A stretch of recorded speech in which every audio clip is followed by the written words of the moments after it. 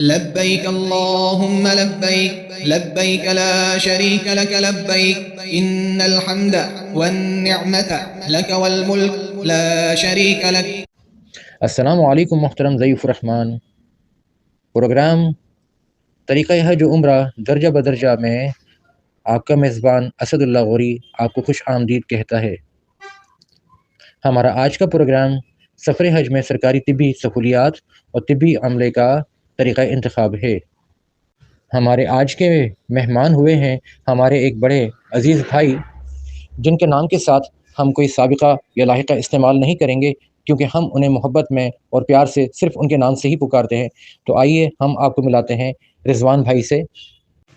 پہلے عرض کرتا چلوں کہ رضوان بھائی پاکستان کے حج میڈیکل مشن کے ساتھ الحرمین الشریفین جا کر حاجیوں کی خدمت کر چکے ہیں اور اس حوالے سے خاصی گہری نظر رکھتے ہیں.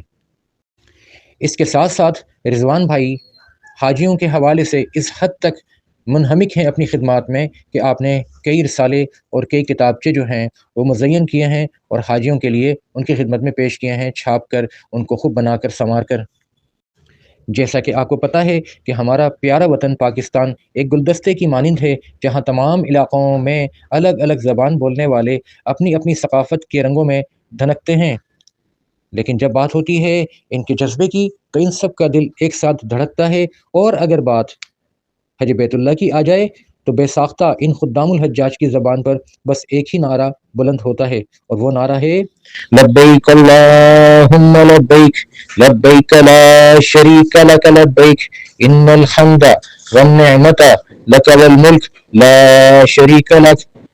تو آئیے ہم آپ کو پاکستان کے سرسبز و شاداب صوبہ پنجاب کے علاقے شیخو پورہ سے تعلق رکھنے والے اپنے ان بھائی سے ملاتے ہیں اور ان سے بہت ساری باتیں معلوم کرتے ہیں جو آپ کی صحت سے متعلق ہوں گی.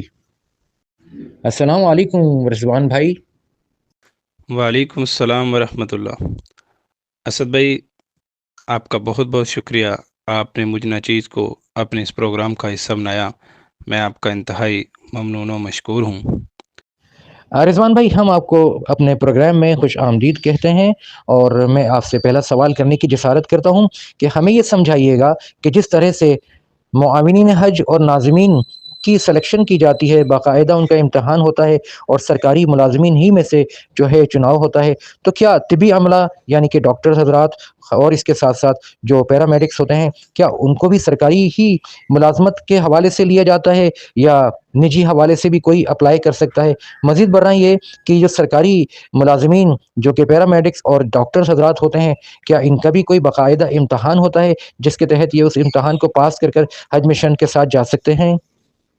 اسد بھائی، آپ نے پوچھا کہ حج میڈیکل مشن میں سلیکشن کا کیا طریقہ کار ہے، تو میں عرض کرتا چلوں کہ حج میڈیکل مشن میں اپلائی کرنے کے لیے آپ کا سب سے پہلے سرکاری ملازم ہونا بہت ضروری ہے، اور اس میں گریڈ 7 سے لے کر 18 تک کے ملازمین اپلائی کر سکتے ہیں، جس میں کلاس 4 سے لے کر پیرامیڈکس، ڈیفرنٹ کیڈرز کے پیرامیڈکس اور ڈاکٹر حضرات اپلائی کر سکتے ہیں.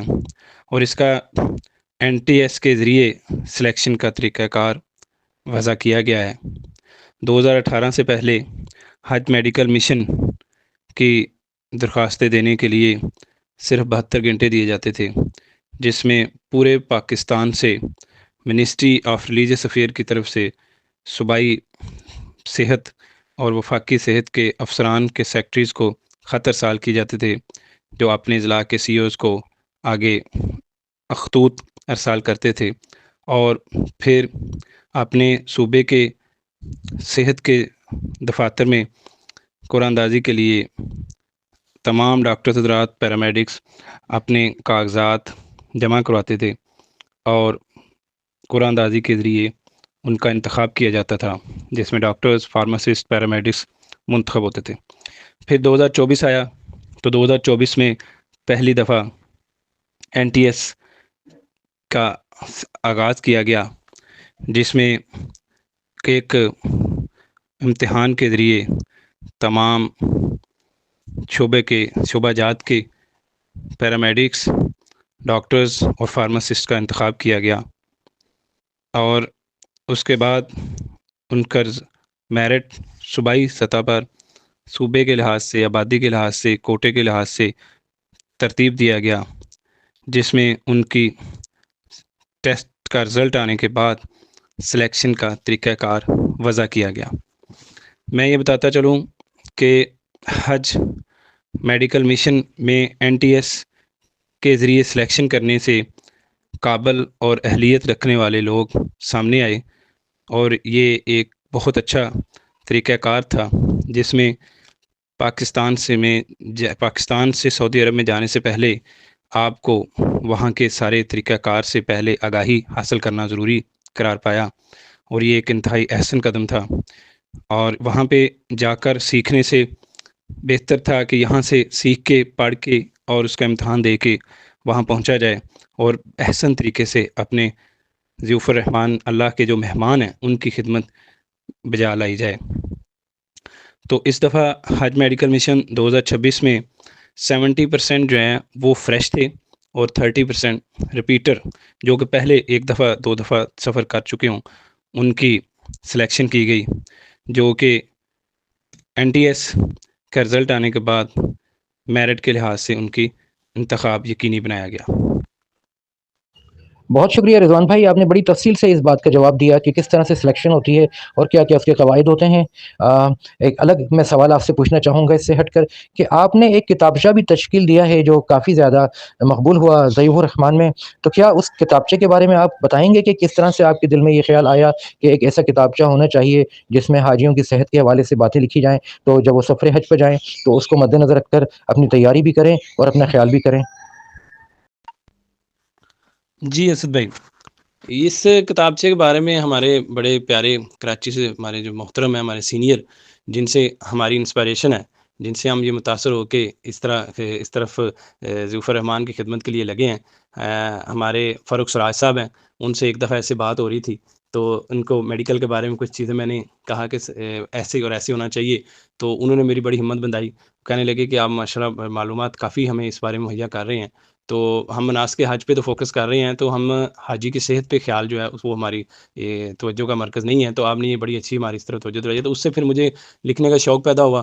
تو پھر اس کی جو صحرا ہے وہ ہمارے محترم علی بھائی، جو ہمیشہ کی طرح سب کے لیے جو ہے وہ ہیلپنگ مین کے طور پہ کام کرتے ہیں۔ آپ کی لکھی ہوئی کتاب قدم حج قدم بقدم، وہ بھی ماشاءاللہ آپ کے علی بھائی نے آپ کے ساتھ پیار محبت دکھایا اور انہوں نے ایڈیٹنگ کی، تو اسی طرح میری یہ کتابچہ لکھنے میں، معلوماتی کتابچہ لکھنے میں بھی علی بھائی نے میرے ساتھ بہت تعاون کیا ہے، اور یہ انہی کے مرہون محنت ہے۔ تو میں سمجھتا ہوں کہ یہ ہر حاجی کو اس طبی رہنمائی برائے عازمین حج کے نام کے کتابچہ اس کو پڑھنا چاہیے اور اس سے استفادہ حاصل کرنا چاہیے، اور اپنے آپ کو طبی طور پر کیسے محفوظ رکھا جا سکتا ہے، اپنی صحت کا خیال کیسے رکھا جا سکتا ہے، اس کو پڑھیں، تو میرے خیال میں اس میں کی کافی زیادہ مدد ملے گی۔ جی رضوان بھائی، میں نے آپ کا وہ کتابچہ پڑھا، مطالعہ کیا اس کا، اور بہت مفید پایا۔ اس سے ضیوف الرحمان اپنی صحت کا بہت خیال کر سکتے ہیں، اور ہلکی پھلکی ورزش کے ساتھ، اور وہ جو آپ نے اس کے ضابطے بتائے ہیں ان کو دھیان میں رکھتے ہوئے اپنے آپ کو فٹ رکھ سکتے ہیں۔ نہ صرف ضیوف الرحمان بلکہ عام لوگ بھی اس سے کافی فائدہ اٹھا سکتے ہیں۔ اچھا رضوان بھائی، میرا اب آپ سے سوال یہ ہوگا کہ ذرا بتائیے گا، حج کے سفر پہ جانے سے پہلے گویا تقریباً مہینہ بھر پہلے ایک عام انسان کس قسم کی ایکسرسائز کرے اور کیا کچھ کرے کہ وہ اپنے آپ کو حج کے سفر کے لیے ذہنی طور پر بھی اور خصوصاً جسمانی طور پر تیار کر سکتا ہے؟ کیونکہ آپ کا شعبہ اس وقت طب کا ہے، لہٰذا یقین ہے کہ آپ اس پر بہت ہی اچھی طریقے سے ہمیں رائے دے سکیں گے اور ہماری مدد فرمائیں گے۔ جی اسد بھائی، بہت اچھا سوال ہے۔ اس میں گزارش کروں گا کہ حج پر روانگی سے پہلے حاجی کو واک اور ہلکی ورزش بہت ضروری ہے۔ اگر حاجی پہلے سے خود کو جسمانی طور پر تیار کر لے تو حج کے دوران تھکن، پاؤں کے درد، سانس پھولنا اور گرمی کے اثرات کافی حد تک کم ہو جاتے ہیں۔ روزانہ 30 سے 45 منٹ واک کی عادت ڈالیں، شروع میں 10 سے 15 منٹ، پھر آہستہ آہستہ وقت بڑھاتے جائیں۔ ممکن ہو تو نماز کے بعد واک کریں، کوشش کریں تیز قدموں سے چلنے کی عادت بنے۔ یاد رکھیں، حج میں روزانہ 8 سے 12 کلومیٹر پیدل چلنا پڑ سکتا ہے۔ اس کے علاوہ روزانہ 10 سے 15 منٹ، 20 منٹ پاؤں اور کندھوں کی ہلکی اسٹریچنگ کریں۔ کمر کو سیدھا رکھنے کی ورزش، بیٹھنے کی ورزش، ٹانگوں اور گھٹنوں کو مضبوطی کے لیے کرسی پر بیٹھ کر ٹانگ سیدھی کریں۔ ہلکے اسکواٹس اگر گھٹنے آپ کی اجازت دیں تو۔ اس کے علاوہ وزنی ورزش، جم یا اچانک سخت ایکسرسائز سے بچنا ہے. ایسا نہ ہو کہ آپ کوئی اچانک سخت ورزش شروع کر دیں اور اس سے آپ کا مسل اسٹریچ ہو جائے. اس کے علاوہ روزانہ پاؤں کی انگلیاں ہلانا اور ایڑی اٹھانے کی ورزش کریں. واک کے بعد پاؤں دھو کر موئسچرائز لگائیں. اس کے علاوہ وہی چپل وہی جوتا پہن کر واک کریں جو آپ نے حج میں استعمال کرنا ہے. واک سے پہلے اور بعد میں پانی پینے. ہفتے میں 2 یا 3 دن ORS یعنی نمک والا جو پانی ہوتا ہے محلول بنا کے تیار کیا جاتا ہے، گھر میں بھی آپ خود تیار کر سکتے ہیں. ORS کا استعمال بنائیں. کیفین یعنی چائے کافی اس کا استعمال کم کر دیں. اس کے علاوہ جو عمر رسیدہ لوگ ہیں، جو شوگر، بلڈ پریشر، دل کے مریض ہیں، وہ ورزش سے پہلے اپنے ڈاکٹر سے مشورہ کریں. ہلکی پھلکی ورزش، ہلکی پھلکی واک ان کے لیے کافی ہے. سانس پھولنے، چکر آنے یا سینے میں درد ہو تو فوراً رک جائیں. اور بہتر ہے کہ حج سے کم از کم 6 سے 8 ہفتے پہلے آپ یہ ورزش جاری رکھیں. جتنا پہلے شروع کریں گے اتنا آپ کے لیے فائدہ مند ہوگا. بہت شکریہ رضوان بھائی، آپ نے بہت اچھی باتیں فزیکل فٹنس کے حوالے سے بتائیں. یقیناً اگر ضیوف الرحمان ان باتوں کا ابھی سے خیال کر لیں تو حج کے ایام میں انہیں خاصی سہولت ملے گی. رضوان بھائی، آخر میں آپ سے ایک سوال اور پوچھنا چاہوں گا، اور وہ یہ کہ جب ہم حاجی کیمپ جاتے ہیں تو ہمیں وہاں مختلف قسم کے اسٹال لگے نظر آتے ہیں. کہیں چپلیں بک رہی ہوتی ہیں تو کہیں نیل کٹر اور اس قسم کی بہت ساری چیزیں ہمیں وہاں نظر آتی ہیں. چٹائیاں اور اس قسم کے تمام لوازمات جو حج پر عموماً لوگ اپنے ساتھ لے کر جاتے ہیں. اسی کے ساتھ ساتھ مختلف قسم کے رفاعی ادارے بھی اپنے اسٹال لگاتے ہیں جہاں پر ان کی جانب سے کچھ کتابیں جن میں حج کرنے کا طریقہ اور اس قسم کی بہت سی چیزیں یا بہت سی معلومات بھی ہوتی ہیں. ساتھ میں اور بھی بہت سے ایسے ادارے ہوتے ہیں جو جہاں اپنے پروڈکٹ کی تشہیر کر رہے ہوتے ہیں وہیں ساتھ میں حاجیوں کو تحائف بھی پیش کر رہے ہوتے ہیں. اگر نظر نہیں آتا تو ہمیں ایک ایسا اسٹال نظر نہیں آتا جس پر ڈاکٹرز یا طبی عملہ بیٹھا ہو اور وہ ہمیں بتائے کہ جناب آپ کو وہاں جا کر کن کن چیزوں کا خیال رکھنا چاہیے یا کن کن باتوں کا آپ ابھی سے خیال کیجئے. تو کیا کسی ایک ایسے اسٹال کی کمی موجود ہے یا میں نے ہی خود سے کسی چیز کی کمی محسوس کی ہے؟ اس پر بھی ذرا روشنی ڈالیے گا. جی اسد بھی آپ نے بہت اچھا یہ بھی سوال کیا ہے، جو کہ میری ایک خود بھی خواہش تھی کہ اس کے بارے میں یہ آگاہی دی جائے کہ جس طرح ہر حاجی کیمپ میں دیگر سٹال لگائے جاتے ہیں تو اسی طرح حج میڈیکل مشن کا بھی ایک سٹال لگایا جائے، ایک کیمپ لگایا جائے جس میں باقاعدہ وہاں پہ حج میڈیکل مشن کی پہلے ڈیوٹی سر انجام دینے والے ڈاکٹرز پیرامیڈکس کو تعینات کیا جائے جو کہ وہاں کا وسیع تجربہ رکھتے ہوں اور اپنے حاجی کیمپ میں آنے والے حاجی بھائیوں کو معلومات پہنچا سکیں، ان کو بتا سکیں کہ آپ نے اپنے آپ کو طبی طور پر کیسے ٹھیک رکھنا ہے اور اپنی صحت کا کیسے خیال رکھنا ہے، وہاں گرمی کی شدت کو کیسے آپ نے برداشت کرنا ہے، ORS کا استعمال اور اپنی ادویات کا استعمال یہ ان کو بتائیں، سکھائیں. اور اگر کیا ہی اچھا ہو اگر منسٹری کچھ ایسے معلوماتی کتابچے پرنٹ کروا کے رکھیں کہ جو کہ آنے والے حاجیوں کو میں تقسیم کیا جائے اور ان کو بتایا جائے کہ آپ اپنے آپ کو وہاں طبی طور پر کیسے فٹ رکھ سکتے ہیں. اور یہ بہت بڑی ایک کامیابی ہوگی میڈیکل مشن کی بھی کہ اگر یہ ہماری منسٹری اس پر عمل درآمد کرے، کیونکہ اگر وہاں پہ کچھ دوسرے اسٹال جو کہ اپنا بڑا اچھا احسن طریقے سے کام کر رہے ہوتے ہیں تو اسی طرح میڈیکل مشن کو یہاں سے اگر ہم فعال کریں اور حاجیوں کو یہیں سے ان کے لیے صحت کے معلومات فراہم کریں تو زیادہ بہتر ہوگا. دیکھیں اگر مناسک حج ادا کرنے ہیں تو اس کے لیے آپ کا صحت مند ہونا ضروری ہے. جس طرح ہم مناسک حج پہ فوکس کرتے ہیں اسی طرح ہمیں اپنی صحت پر بھی فوکس کرنا ہوگا. تو تندرست بندہ ہی اپنے مناسک ادا کر سکتا ہے، تندرست حاجی ہی اپنے اللہ کے لیے عبادت بجا لا سکتا ہے.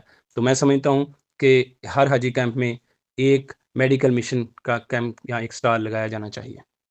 بہت بہت شکریہ رضوان بھائی کہ آپ نے اپنا قیمتی وقت نکالا اور ہمارے پروگرام کی رونق بڑھائی.